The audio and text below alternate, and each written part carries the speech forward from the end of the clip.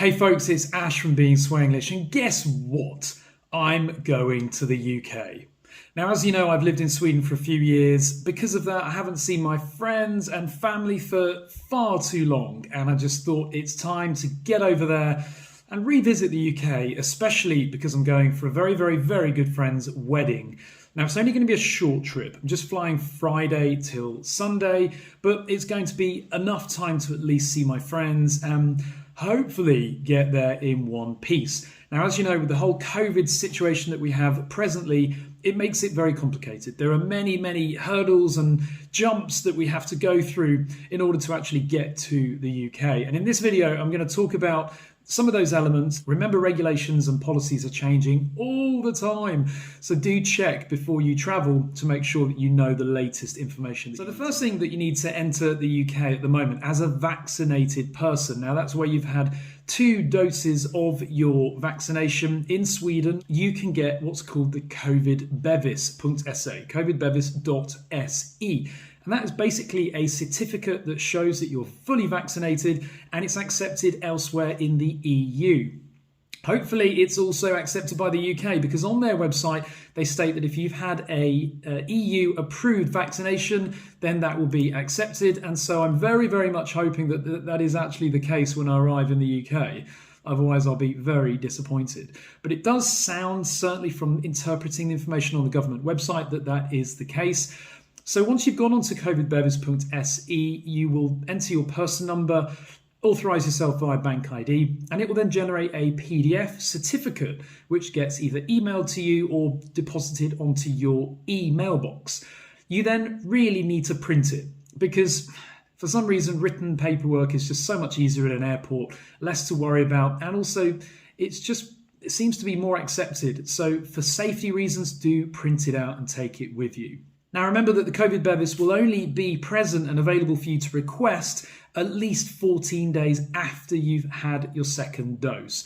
So if you've just had your second dose, a few days later, it won't be on COVID Bevis. So you have to wait a little bit of time. But also, before you travel, you're only classified as fully vaccinated if that second dose was at least 14 days before travel anyway. So that's the first thing. Get your COVID Bevis printed out.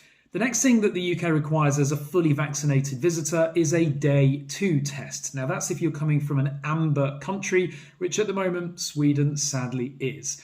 Now, this is a bit of a scam. There are lots of government approved schemes, and they have to be government approved.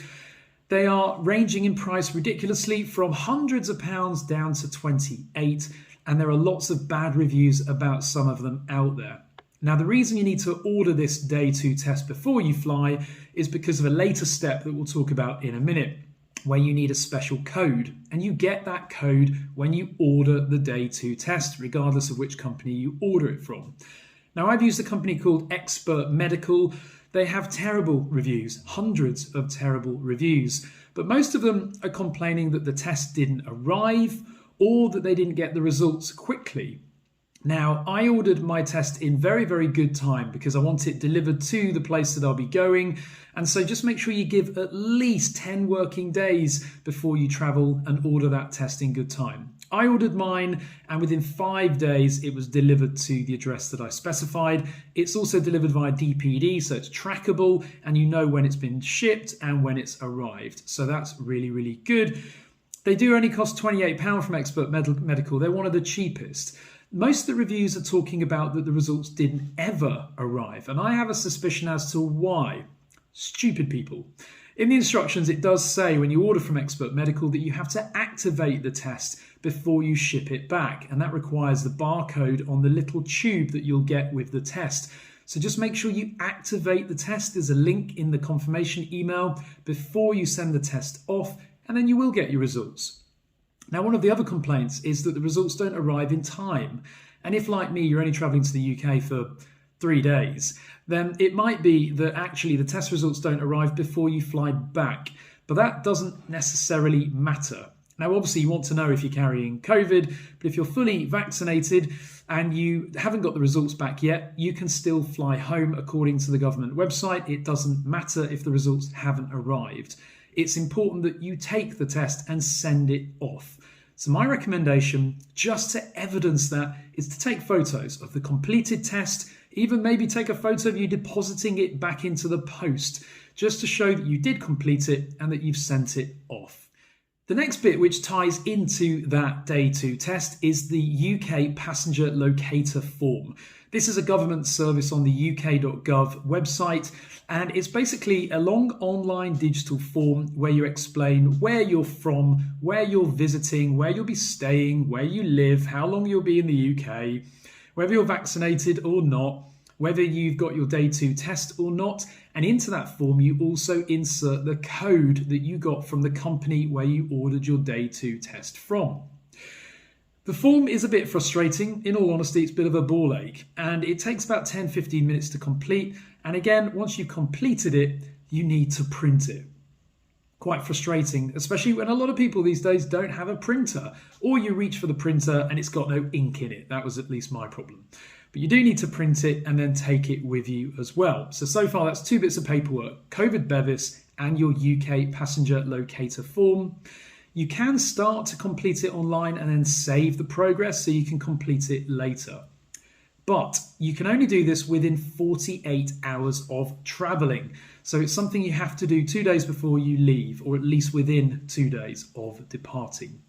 Every member of the family needs to do it. I'm not too sure of the situation regarding under 18s, but when you complete the form, there is a checkbox on there that asks you, are you travelling with people under the age of 18 or not? I suspect that you put those people in there and that you don't need to fill out the form entirely from scratch for them, hopefully. The next thing is passports. Now, remember that you have to be travelling with a passport that has at least 6 months left on it before it expires. And that has to be before you travel, from the duration of your stay.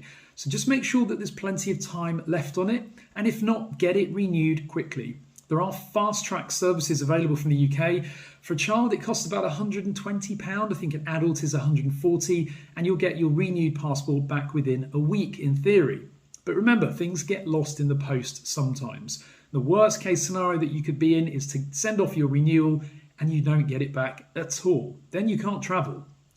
As a safeguard, my little son actually has 2 passports, a Swedish and a British passport. So when I travel with him in a month's time, I'll be taking both just as a safeguard. And again, same for adults. If you have 2 passports, a Swedish and a British one, maybe also a Danish one, take all of them with you just in case, really as a backup, really.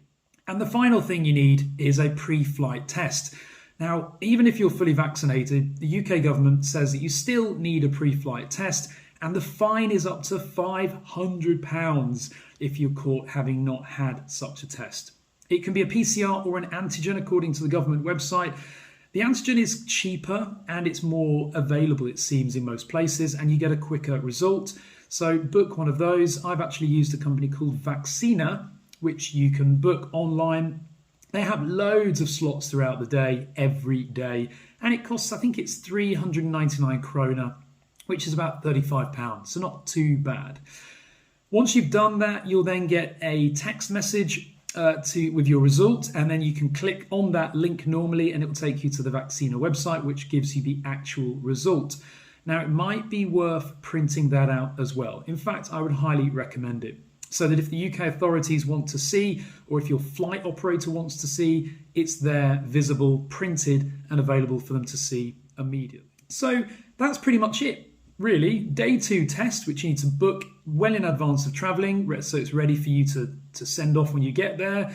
You need your completed UK passenger locator form, you need your passports, and you need your COVID Bevis, which is your EU vaccination certificate. This is again on the basis that you are fully vaccinated, of course. And after all of that, hopefully you'll get there in one piece and just enjoy it. Now, things are being relaxed by many countries. The Denmark at least are about to relax all of their restrictions, and hopefully many other countries will soon follow. And hopefully many other countries will also soon follow suit. Hopefully things will become much simpler. The population of most of these countries now is becoming fully vaccinated, although there are other variants. So we can't be fully relaxed just yet, but hopefully we're getting a little bit closer to normality.